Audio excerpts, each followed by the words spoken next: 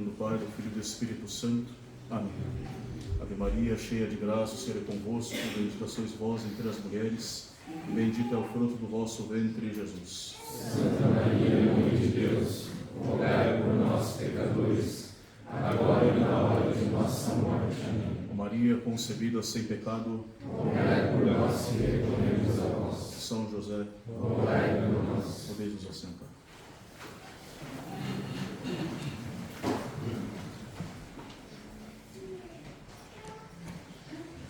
Enquanto os homens dormiam, veio o inimigo e semeou o joio no meio do trigo. Neste quinto domingo que sobrou da Epifania, que nós celebramos agora depois de Pentecostes, a Igreja propõe para nossa instrução a parábola do joio e do trigo, já conhecida de todos. Essa parábola concerne, primeiramente, a situação do reino de Deus sobre a terra, a Igreja Católica, única fundada por nosso Senhor Jesus Cristo, sob o primado de São Pedro, que continuará sempre como única via de salvação ordinária. Nosso Senhor, Ele pediu que anunciasse o Evangelho, semeando a boa nova nos campos férteis de todas as nações da terra. Foi o que fizeram os apóstolos. Eles semearam, foram pelo mundo, semearam a palavra de Deus, semearam a boa doutrina nos campos férteis da terra, das terras, dos corações dos homens, e obteram no mundo inteiro frutos de verdadeira santidade, de verdadeira cultura, de verdadeira conversão, onde quer que essa semente boa ela fosse semeada.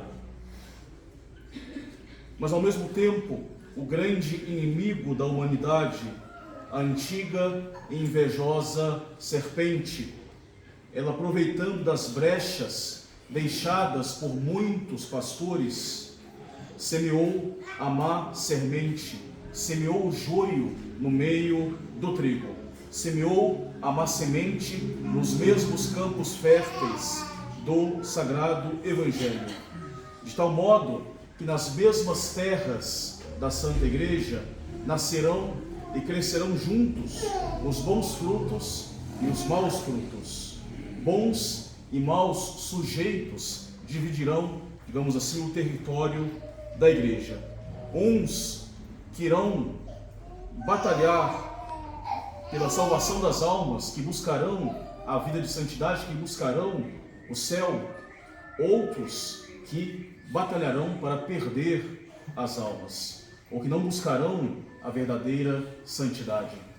Uns buscam a verdadeira vida de Cristo, conformar-se a vida totalmente com a de nosso Senhor Jesus Cristo.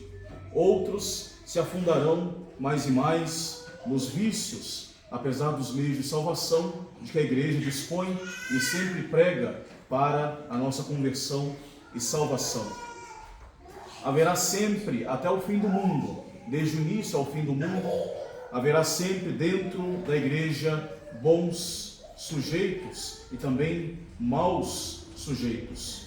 Maus sujeitos que pela permissão divina aí estarão até o fim dos tempos. E no tempo da grande colheita, quando o trigo for separado enfim do joio, o trigo será guardado nos grandes celeiros celestiais, será levado para o céu. Os bons receberão a recompensa do céu, enquanto aqueles que não aproveitaram dos meios de salvação, daqueles que fizeram o mal, apesar de estarem dentro da igreja, visível, enquanto esse joio, ele perecerá nos sofrimentos do fogo eterno, como termina o Evangelho de hoje. O trigo nos celeiros celestes, o joio no fogo eterno. Deus permite que a má semente cresça nos seus campos. É por permissão divina que a má semente cresce nos campos de Deus, nos campos da Igreja. Primeiramente, para que esta má semente e seus más frutos, eles sejam uma prova para a boa semente, para os bons frutos. Os bons que querem buscar uma vida séria de santidade vão procurar suportar com paciência os males cometidos pelos outros, oferecendo esses pequenos sacrifícios a Deus pela própria vida, pela própria conversão, pela conversão dos pecadores e pela glória e exaltação da Santa Madre Igreja. Assim, junto da má semente, os bons poderão sofrer com paciência, crescer nas virtudes, crescer na santidade. Padecerão, carregarão a cruz, serão angustiados pela visão dos maus e pelo trabalho dos maus nos campos do Senhor, mas, com toda a paciência, com toda a mansidão, também crescerão na confiança, no amor à providência e em muitas e muitas virtudes. Deus ainda permite que os maus cresçam misturados aos bons elementos, porque Deus, Ele é infinitamente misericordioso. Ele não quer a morte do pecador. Ele quer que o pecador se converta e viva, quer que os maus saiam dos seus maus caminhos e busquem os caminhos do bem. E por isso, Deus permite que os maus fiquem no meio dos bons até o fim, para que talvez, seguindo os exemplos dos bons, a exaltação dos bons, contemplando as virtudes, as provas de virtudes e a busca pela conversão que os bons, que a boa semente tenta buscar, talvez, contemplando a vida dos bons, eles possam se transformar também em trigo e recolhidos nos celeiros celestes. Deus também permite que os maus permaneçam no seio da igreja, porque no seio da igreja nós temos os meios para buscar uma verdadeira conversão. E por isso, nesse sentido também, nós podemos entender quando nosso Senhor diz: de medo que os bons também sejam arrancados, porque os maus, eles têm a possibilidade de se tornar bons. Eles podem ser bons em potência, digamos assim. Sobretudo aqueles que são maus, atualmente maus, porque permanecem no vício, no erro, por uma vontade fraca ou por falta de meios de encontrar a verdade. E assim, para que não sejam arrancados antes da possibilidade de se tornarem bons, eles ficam também, permanecem no seio da igreja, permanecem no seio entre os bons até o fim dos tempos. De tal forma que, ao arrancá-los, não correria o risco de um possível justo, que se converteria, acabar perecendo e perder a possibilidade de se converter. É interessante também ressaltar a interpretação que São João Crisóstomo e Santo Agostinho dão desta parábola. Interpretação e parábola que deve ser bem colocada aqui na nossa época para iluminar esta época que nós passamos de confusão no mundo e na igreja. Eles explicam como o demônio, o inimigo da humanidade, e não só o demônio, mas os propagadores de erros, os sequazes do mal, se aproveitam de uma terra fértil, que é a terra da igreja, para disseminar as suas más doutrinas. Isso porque eles são verdadeiros parasitas. Eles precisam de uma terra fértil para que o mal possa também frutificar. E assim, como parasitas que são, eles entram também na igreja, invadem a igreja para disseminar e frutificar as suas más doutrinas muito mais facilmente. Os maus, o demônio, é um verdadeiro parasita das coisas de Deus. Assim, aproveitam desta terra que já está semeada, uma terra já preparada, já cultivada, cultivável, com uma boa semente, para aí nesse lugar semear o joio da sua má doutrina, muitas vezes sob uma casca de devoção, sob uma casca de filantropia, sob uma casca de bem pela humanidade, ou de lutas por ideais cristãos, ou combate de certos erros ou tendências e acabam semeando nessa terra fértil da igreja esta má doutrina do joio, que simboliza aqui toda aquela doutrina que não é a doutrina de nosso Senhor Jesus Cristo, sobretudo aquela que parece a doutrina de Cristo, mas não é. O demônio, como ele não pode impedir que a boa semente ela frutifique, porque isso é de Deus, né? Não pode impedir esse projeto de Deus da frutificação da boa semente, dos seus frutos, né? Que serão abundantes. Ele tenta esse último artifício de semear nos campos férteis do Senhor, não qualquer semente, mas semeando essa semente do joio. O joio é uma planta muitíssimo parecida com um trigo, tal forma que uma pessoa que não conhece muito bem de agricultura, né, talvez olhando para o joio e para o trigo, de um primeiro olhar, não conseguiria distinguir uma planta da outra. Ao longo do crescimento do joio e do trigo, as plantas são de fato parecidas e dão mesmo espigas um tanto parecidas. Então, a pessoa que não conhece muito bem, não é possível então distingui-las, senão quando elas de fato frutificam. Somente no final da floração de cada uma das plantas, da formação da espiga, do amadurecimento da espiga, é que se pode ver com evidência aquilo que é joio e aquilo que é trigo. Aquilo que nos dá evidência daquilo que é joio e daquilo que é trigo, é que o trigo produz fruto, enquanto o joio é uma palha seca e não serve para nada, senão para jogar no fogo e queimar. Nós pegamos uma espiga de joio, uma espiga de trigo, nós vamos ver que o trigo tem essa semente, né, do trigo que depois é moída, se transformará em farinha e alimento. O joio não tem nada, é de fato uma palha seca. Pelos frutos, depois nos ajuda a lembrar de uma outra parábola, pelos frutos conhecereis a árvore. Então, de fato, pelo fruto, pela floração de cada semente, quando elas estiverem de fato maduras, é que se pode distinguir uma da outra e arrancá-las e separá-las de forma perfeita. Assim nós vemos como os filhos das trevas são bem mais perspicazes do que os filhos da luz, nas suas maldades, do que os próprios filhos da luz na prática do bem.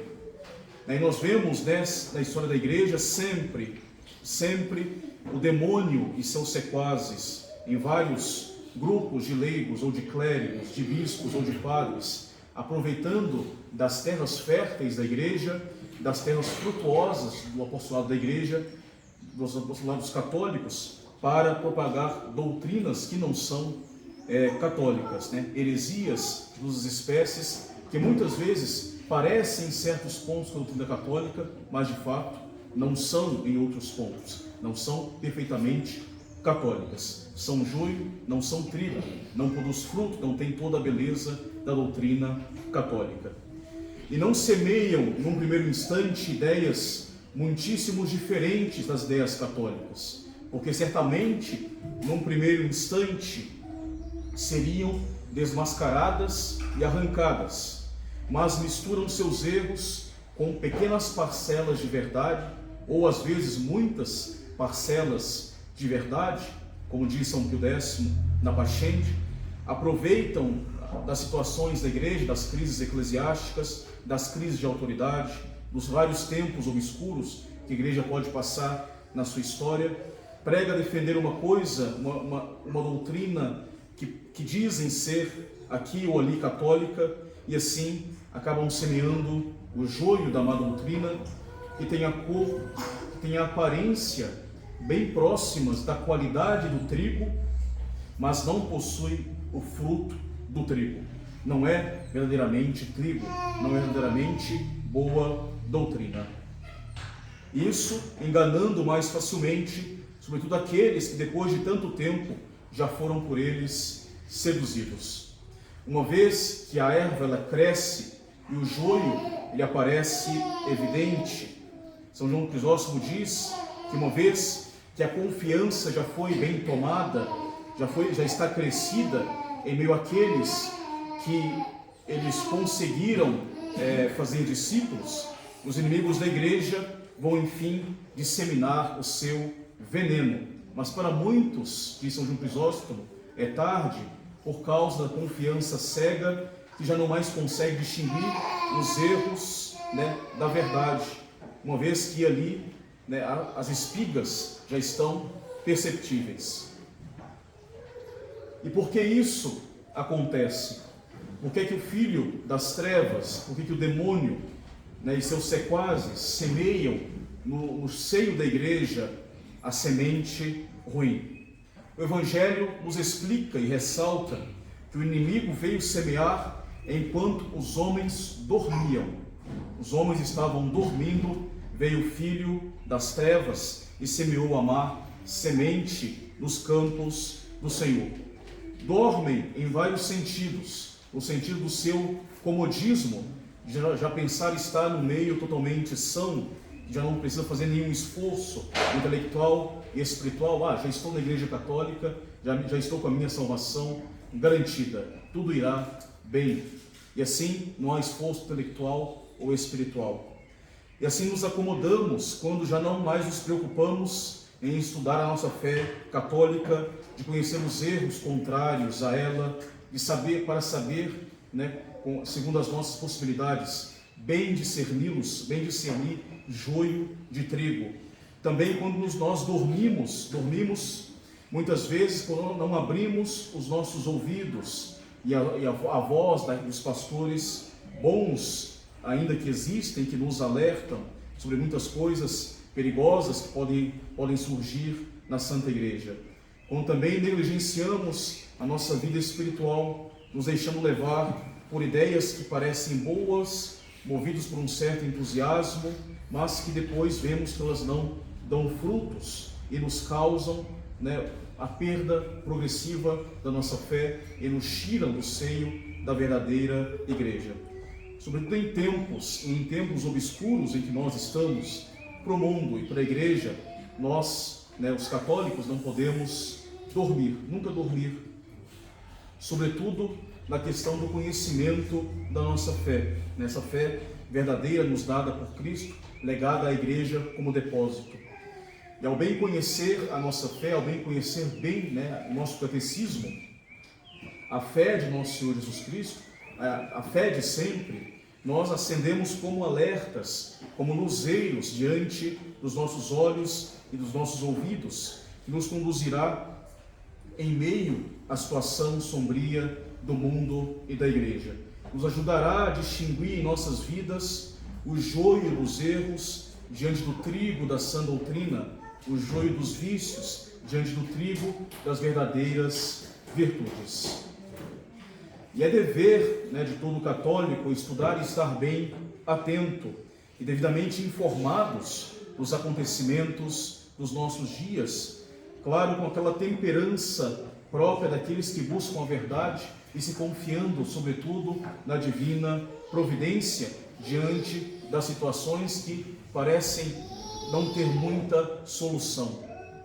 E não basta estar informados, mas colocar tudo diante dos luzeiros da nossa fé, na balança da nossa fé, para poder sempre agir como filhos de Deus e filhos da Santa Igreja.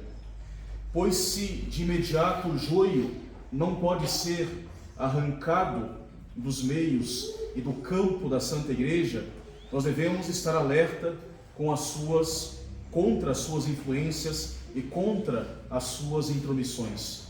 E procurando rezar sempre, confiando na providência, procurando rezar pela conversão daqueles que dentro da igreja procuram fazer o mal, procuram perseguir os bons, procuram colocar pedras nos caminhos do Senhor, sabendo que Deus, Ele pode, com a sua graça, transformar o coração daqueles que se deixam tocar pelas insistências da sua graça, sobretudo aqueles corações mais duros. E rezar por aqueles que mais precisam, como nós rezamos no fim das dezenas do nosso terço, sobretudo, principalmente, por aquelas que mais precisarem, rezando uns pelos outros também, para que alcancemos para nós a graça da misericórdia de Deus, para que venha arrancar também o resto do joio que ainda nós temos em nós mesmos e nos transformar no autêntico trigo de santidade. Louvado seja o nosso Senhor Jesus Cristo. Do Pai, do Filho e do Espírito Santo. Amém.